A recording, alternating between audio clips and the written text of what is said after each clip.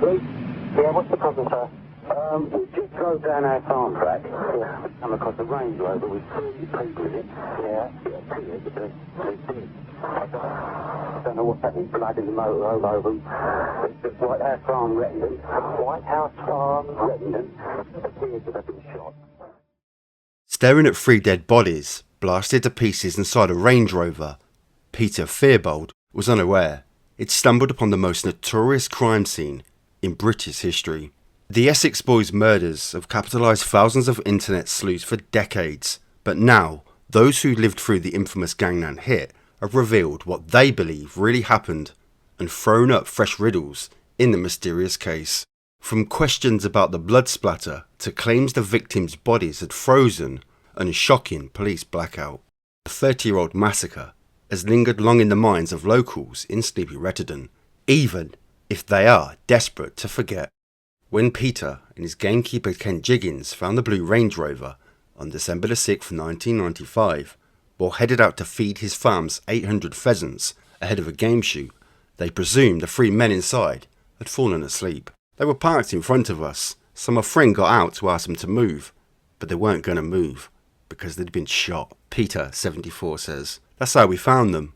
It was graphic, not the sort of thing you'd expect to find on a normal trip out. For the next few weeks, it was just bedlam." The deceased were all gangsters known for peddling ecstasy at the height of the UK's drug-fueled rave scene in the 90s, and it's believed a drug deal row led to the mafia movie-like murder. Tony Tucker, 38, was the head of a security firm who controlled the drugs trade in Essex nightclubs. Craig Rolfe, 26, was a violent cocaine addict, born in Holloway Prison. And Pat Tate, 37, was an 18-stone man mountain, found with heroin, coke, cannabis and steroids in his system when he died. The criminals were lured to quiet Workhouse Lane on White House Farm, which was owned by Peter and his brother Bill, where shotgun-wielding assassins ambushed them from the bushes in a brutal gangland execution. Jack Worms and Michael Steele were jailed for life for the murders in 1998 after drug dealer turned supergrass Darren Nichols claimed to have been their getaway driver. However, the former BT engineer's testimony, which was a key part of the case, followed the police investigation stalling and his arrest for being found with 10 kilograms of cannabis in his van. Appeal court judges would later say Nichols had a corrupt relationship with his Essex police handler. More questions arose due to the career criminal killers always protesting their innocence and launching multiple appeals before their eventual releases in recent years. These details have fueled as a morbid and macabre obsession with the case that has led to hordes of true crime buffs visiting Reddington and the Essex Boys Murders site every year looking for answers, much to the locals' fury. Online there are over 10 Facebook groups, one alone had 80,000 members, and scores of pages dedicated to reanalysing the case, discussing it and posing their own theories. Filled with amateur internet sleuths determined to find out the truth. Some even host discussion events. Standing beside what he quips is most probably the most photographed tree in the country, Peter says, "Most people were quite shocked it happened here. People wondered why here, but really it's why not. I don't think they chose this area particularly, it just happened to be where it was. We dealt with it and moved on. I know it probably sounds a bit cold, but that's what happened. It was just a one-off thing. It could have easily have happened in any village, town or anywhere."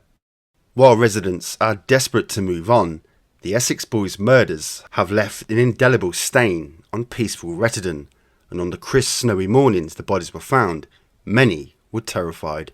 Val Ambrose, 74, says it devastated the village, and that some locals moved out because of the killings. "I think everybody was afraid in the village. My mum, who's now in her 90s, used to work her dogs up that lane where it happened, and it shook her up. She never used to lock her doors, but after that they were always locked. She never felt safe after that, because she felt she didn't know who was around," the retired admin worker says. "A lot of people were scared and kept their children inside. Some kids weren't allowed to play out after that, and they definitely couldn't after dark. It was a really scary time. Some people moved out because of it. They couldn't take the strain of it, or they didn't feel their kids were safe." Val recalls driving past the snow-coated crime scene early on in the day and later. She followed the tow truck that removed the blood-splattered vehicle, which was covered with tarpaulin.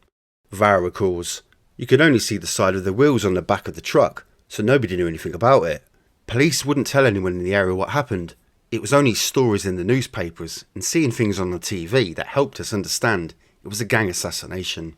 Others, like retired Met Police Officer Pat Meehan, 66, also recalls the information blackout from investigating officers that left police really shocked and scared. She drove past the murder scene twice, the latter time seeing the media circus, and says the only relief came once it was known that the victims were part of a drug cartel. Pat is sceptical about the case's conclusion. I guess they were guilty, but yeah, I did have my own thoughts at the time. Retired postmistress Hazel Dale Evans, 82, has her own theories about the killings. We're just an average rural community, and it's unfortunate that somebody decided to dump their bodies on us. It wasn't our crime. They weren't even killed where they were found. They were dumped in this car. I believe that because one of the people who found them knows a lot about guns. He said it looked wrong. There wasn't enough blood splatter in the right places for them to have been shot where they were. Obviously, they were thinking, what should we do with these blokes? We'll put them on the local clay pigeon and skip farm. Somebody has obviously been shooting with them at the farm before, so they knew where to put the bodies. We're like, really? Thanks very much. That's not very helpful to us at all. Oliver Harvey, the Sun's chief feature writer, who has investigated the case for years, says the Essex boys' murders was a massive story back in 1995, but now has become an unparalleled fixture for true crime buffs. The story really shocked me at the time, but now something about it captured the imagination, and that's really rare. With the huge question of the guilt over the men who served decades in prison, it's become a honeypot for amateur internet sleuths who feel compelled to come up with theories and visit where it happened to put themselves in the assassin's shoes. It has now become the most notorious crime scene in British criminal history, even surpassing the Blind Beggar pub, where the Cray twins murdered a rival from the Richardson's gang. Oliver believes Steele, who was let out in May this year after 27 years, and Womes, who was released in 2021, were not guilty of the killings.